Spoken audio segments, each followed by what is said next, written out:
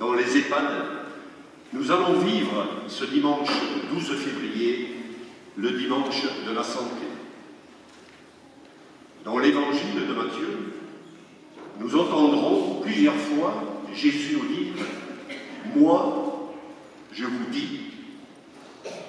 Mais que peut nous dire Jésus en ce dimanche de la santé?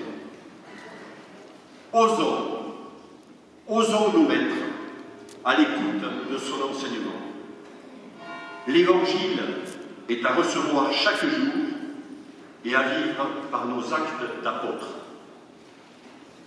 Jésus pourrait nous dire « Mettez à l'honneur dans vos communautés paroissiales les personnes qui donnent leur temps pour visiter les malades, qui s'engagent dans les aumôneries d'hôpitaux, dans les EHPAD, au service évangélique des malades.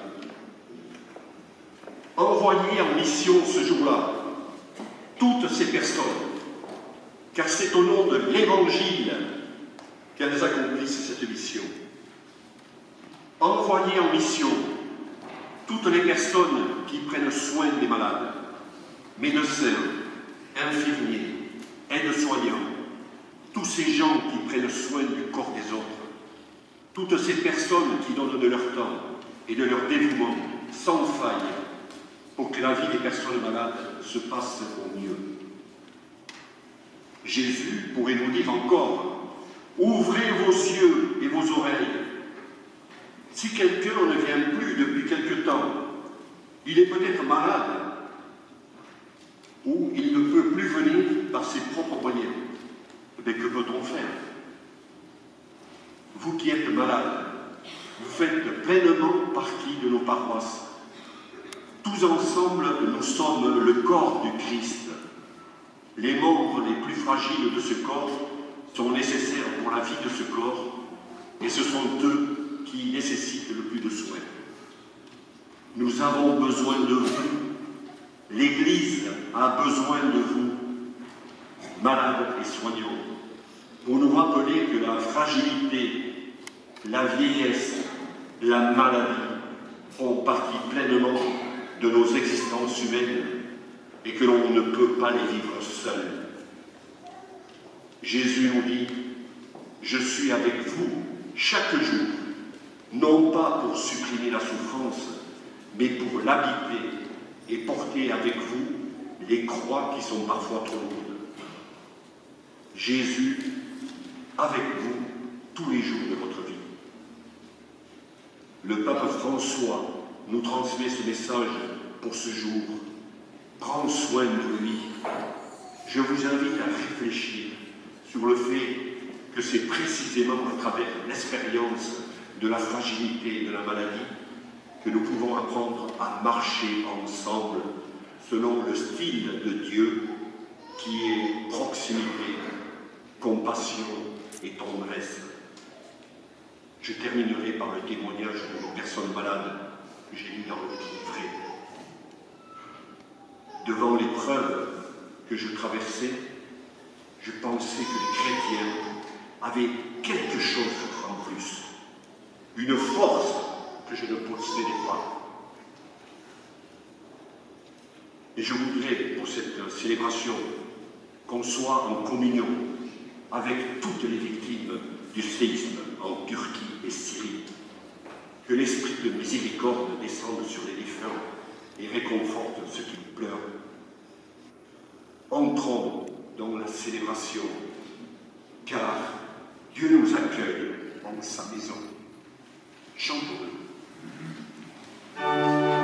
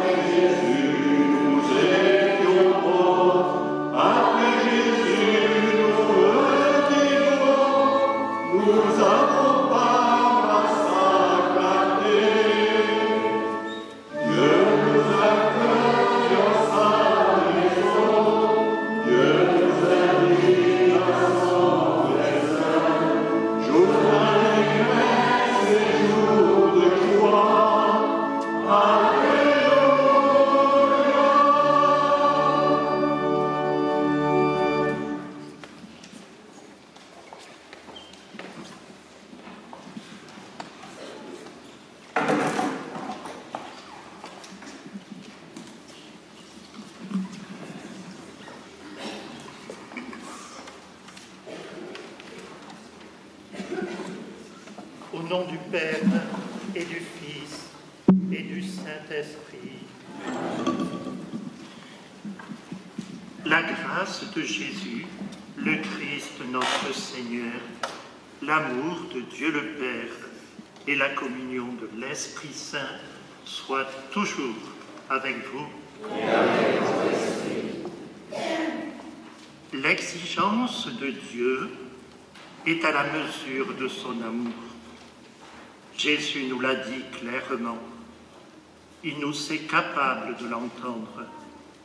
Écoutons-le sans crainte, car nous sommes libres. Si tu le veux, tu peux. Il dépend de ton choix de rester fidèle. Préparons-nous à célébrer le mystère de l'Eucharistie en reconnaissant que nous avons péché.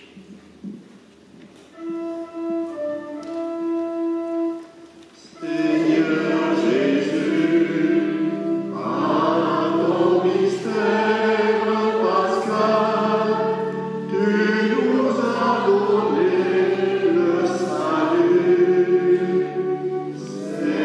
Seigneur, prends pitié de nous. Seigneur, prends pitié de nous. Ô Christ, tu ne cesses de renouveler au milieu de nous les merveilles de ta passion. Ô Christ, prends pitié de nous. Ô Christ, prends pitié de nous. Seigneur Jésus, à la communion à ton corps, tu nous fais participer au sacrifice pascal. Seigneur, prends pitié de nous. Seigneur, prends pitié de nous. Que Dieu Tout-Puissant nous fasse miséricorde, qu'il nous pardonne nos péchés et nous conduise à la vie éternelle. Amen.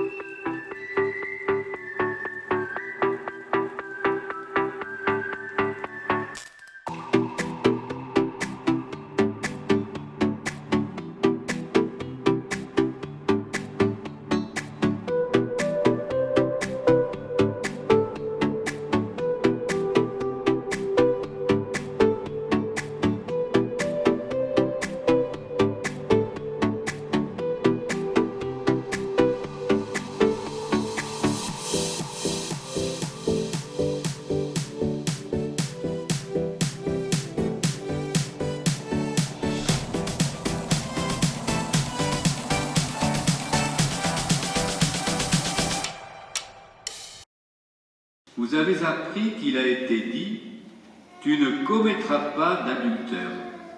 Eh bien, moi, je vous dis, tout homme qui regarde une femme avec convoitise a déjà commis l'adultère avec elle dans son cœur. Si ton œil droit entraîne ta chute, arrache-le et jette-le loin de toi. Car vaut mieux pour toi perdre un de tes membres que d'avoir ton corps tout entier jeté dans la géhenne. Et si ta main droite entraîne ta chute, coupe-la et jette-la loin de toi.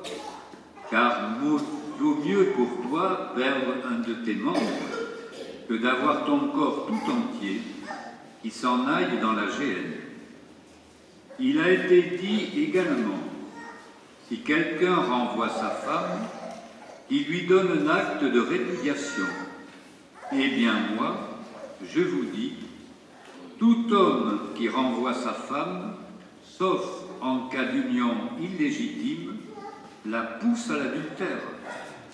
Et si quelqu'un épouse une femme renvoyée, il est adultère. Vous avez encore appris qu'il a été dit aux anciens, « Tu ne manqueras pas à tes serments, mais tu t'acquitteras de tes serments envers le Seigneur. » Eh bien moi, je vous dis de ne pas jurer du tout, ni par le ciel, car c'est le trône de Dieu, ni par la terre, car elle est son marchepied, ni par Jérusalem, car elle est la ville du grand roi. Et ne jure pas non plus sur ta tête, parce que tu ne peux pas rendre un seul de tes cheveux blancs ou noirs. Que votre parole soit oui, si c'est oui, non, si c'est non.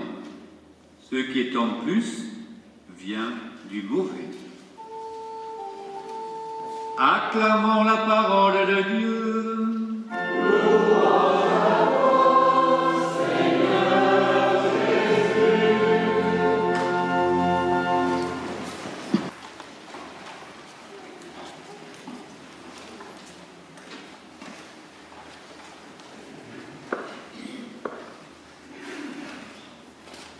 La loi n'a pas bonne presse aujourd'hui.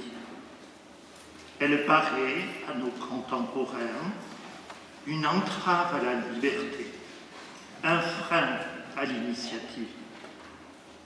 Ils estiment que les lois, trop nombreuses et envahissantes, finissent par corseter la vie sociale et l'initiative personnelle. Dans l'ensemble, la revendication des droits prend le pas sur la reconnaissance des devoirs. En outre, nombreux sont ceux qui recherchent passe-droit et interprétations favorables pour contourner au maximum les règlements. Sur ce fond de rejet, la loi de Dieu ne paraît pas en position favorable. Les commandements de Dieu, les 10 commandements, seraient volontiers oubliés ou considérés comme dépassés. On entend fréquemment les expressions suivantes. Dieu est bon, il faut avoir l'esprit large. Comment s'en sortirait-on sans des arrangements? Il ne faut pas placer la barre trop haut, sinon personne n'y arrivera. L'Église doit être de son temps, se mettre à jour, s'adapter à la modernité. Il suffit de croire. Existe-t-il encore une morale chrétienne? S'interrogent certains. En écoutant l'évangile de ce dimanche, on entend Jésus dire à 4 reprises à propos de la loi de Moïse, telle qu'elle était enseignée et pratiquée à son époque, « Vous avez appris, eh bien moi je vous dis. » Qu'est-ce que la loi de Jésus a de si original et novateur? Loin d'abolir la loi et les prophètes, le Christ est venu leur donner une force nouvelle, un esprit nouveau qui ne s'arrête pas à la lettre. Les commentateurs de la loi de Moïse usaient souvent de toutes sortes d'astuces pour vider pratiquement de leur substance les préceptes gênants. Jésus, au contraire, en souligne les implications jusqu'au niveau de la pensée, du désir, de l'intention, bref, de la vérité intérieure. Par exemple, il ne réduit pas l'infidélité conjugale à l'acte lui-même, il la situe déjà dans le regard et le désir. Autre application pour les serments. Il ne s'agit pas de savoir lesquels sont permis ou non, lesquels tolèrent le parjure ou non. Il s'agit de parler vrai, que votre oui soit oui, que votre non soit non. L'Évangile est un appel à aller plus loin. Il n'encourage pas le formalisme et l'autosatisfaction. Il est une parole qui remet en cause et parfois nous décape. Le message de Jésus-Christ est comme un ami exigeant qui ne flatte pas, mais au contraire avertit, dérange, provoque à avancer et à s'améliorer au nom d'un Dieu qui a pour nous l'exigence de l'amour. L'Évangile est un chemin de vérité et une chance. Au nom de la loi, je vous arrête. Le policier posait la main sur l'épaule du prévenu et prononçait cette phrase qui conduisait la personne devant la justice. On voit cette scène, quelque peu théâtrale parfois, dans des films qui datent. Les choses ne se passent pas exactement ainsi aujourd'hui. Jésus, en nous donnant la charte du royaume, nous dit plutôt « Au nom de ma loi, je t'invite à avancer, je t'invite à la liberté, à la vie, à l'épanouissement de ton être. »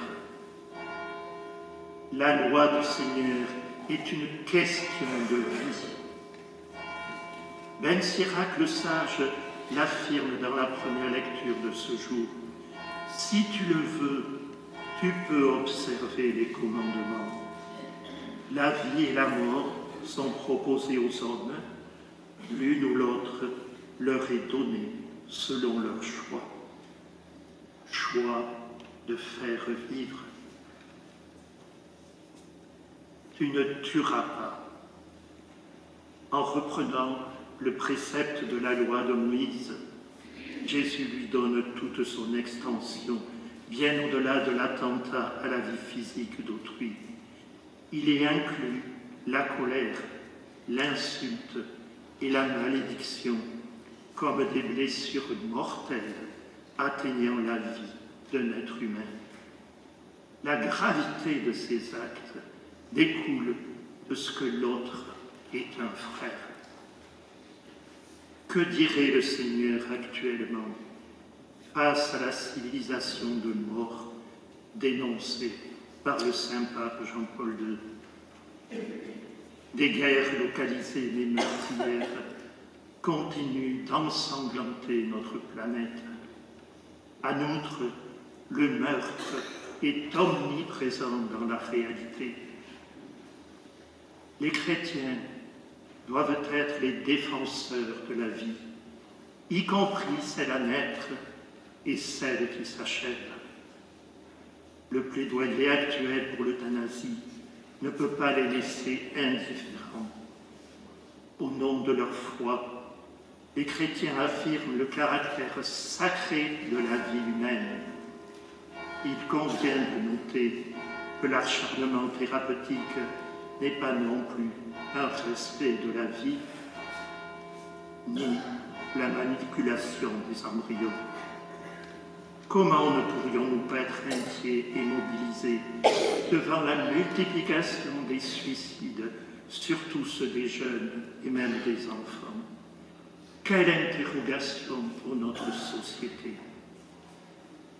L'enseignement de Jésus nous aide aussi à prendre conscience qu'on peut tuer moralement quelqu'un par la médisance, la calomnie, le scandale. Les mots, parfois plus acérés qu'une lame, peuvent provoquer des blessures dont on ne se remet jamais. La loi du Seigneur est une question de vie. choisissons la vie. Amen.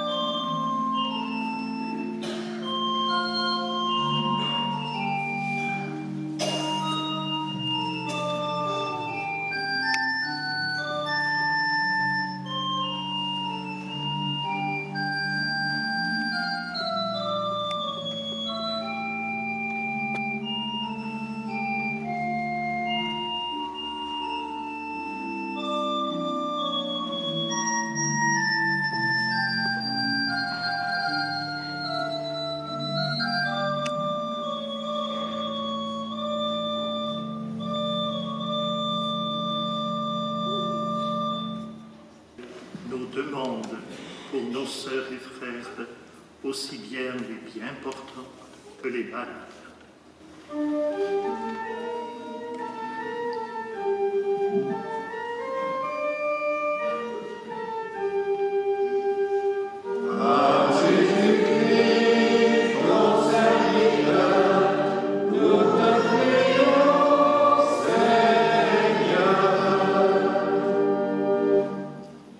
Enseigne-moi, Seigneur, le chemin de tes ordres. Pour ton Église, qu'elle nous montre ce chemin de vie et nous aide, avec ton esprit de force et de miséricorde, à nous relever. Nous te prions, Seigneur.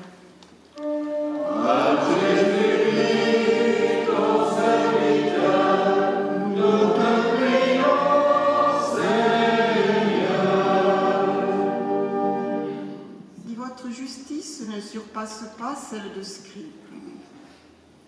pour le monde qui connaît actuellement des tensions extrêmes, inspire nos dirigeants afin qu'ils sachent agir en commun pour le bien de tous. Ouvre leur cœur pour qu'ils puissent apporter aide et soutien à la Syrie et à la Turquie, réellement touchées. Nous te prions, Seigneur.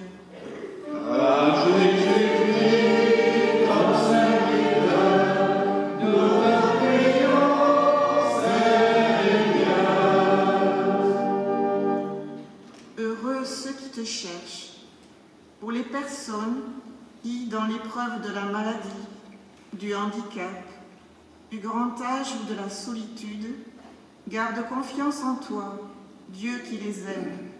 Nous te prions, Seigneur.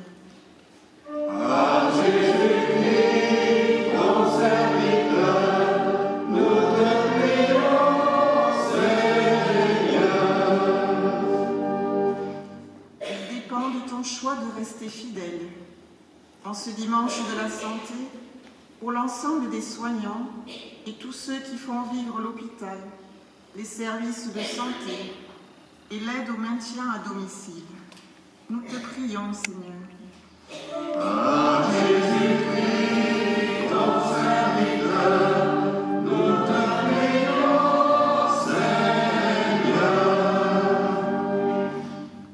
Tu ne manqueras pas à tes serments pour nos communautés, afin qu'elles partagent avec les personnes âgées, malades, handicapées et leurs familles une écoute, une parole, un geste, un sourire.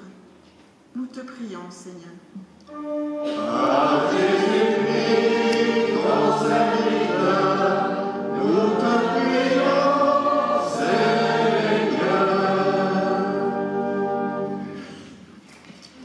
Seigneur, Dieu de l'univers, reçois nos prières en ce jour. Que l'Esprit Saint guide nos pas pour suivre Jésus-Christ, ton Fils, notre Seigneur.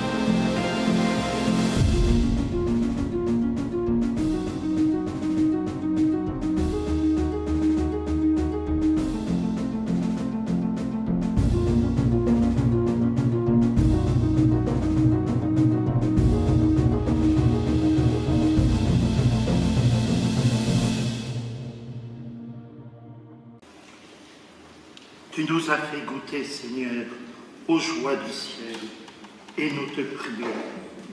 Donne-nous de toujours désirer ce qui nous fait vivre en vérité. Par le Christ, notre Seigneur. Amen.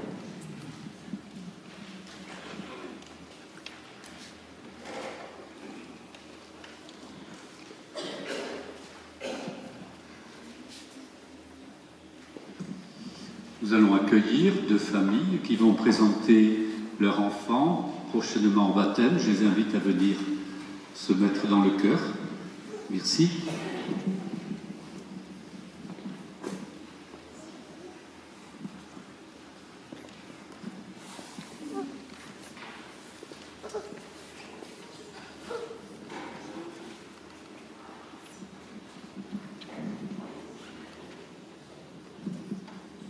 Bonjour. Voilà, quel est votre nom? Virginie. Et comment s'appelle le futur baptisé? Léa. Julien. Et comment s'appelle le futur baptisé? Tom.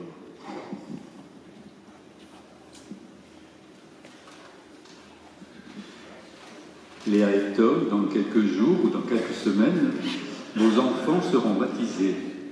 Dieu veille déjà sur eux et les entoure de sa tendresse. Voilà pourquoi nous lui demandons de les bénir. Et j'invite le prêtre à venir.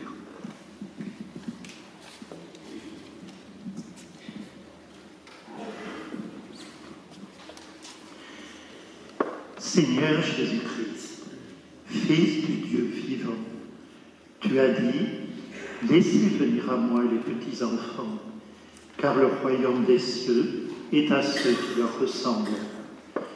Regarde la foi de l'Église et des parents de ses enfants. Fais descendre sur ces enfants ta bénédiction, qu'ils grandissent en vertu et en sagesse devant Dieu et devant les hommes, toi qui règnes pour les siècles des siècles. Amen.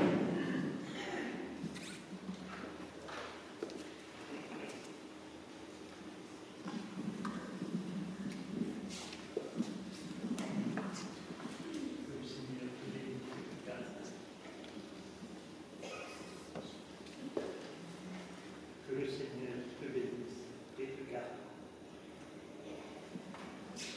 Ces familles vont recevoir maintenant des croix qu'ils mettront dans la chambre de l'enfant ou dans leur maison.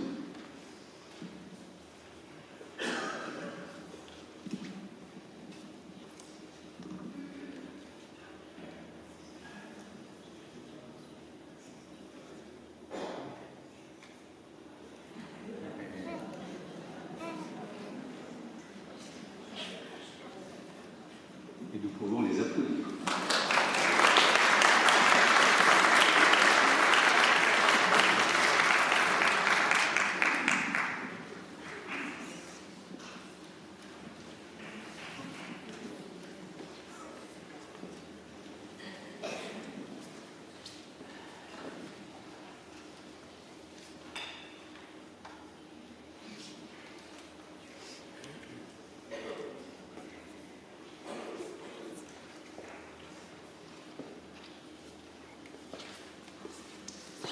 Que ceux qui portent la communion aux malades s'avancent.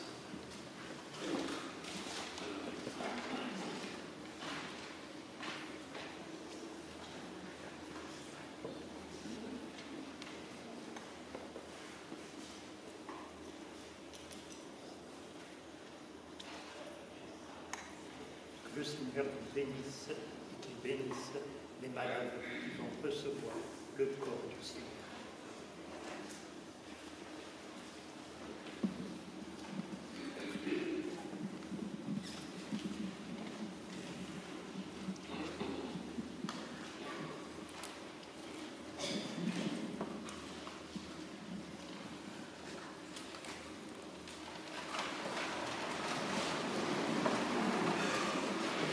Prenez la prière de ce dimanche de la santé que nous allons dire ensemble.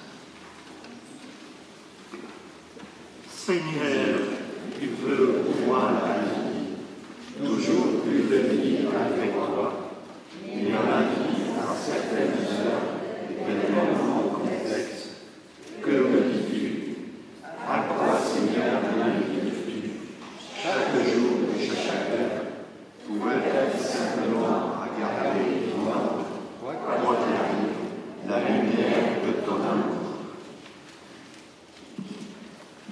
Le Seigneur soit avec vous.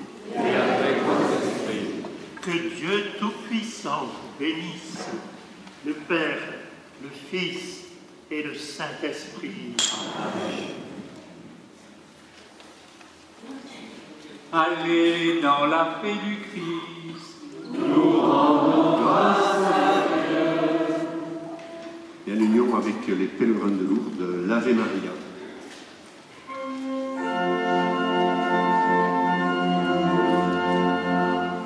Les saints et les anges entrent au milieu, chantent vos louanges au Père des cieux.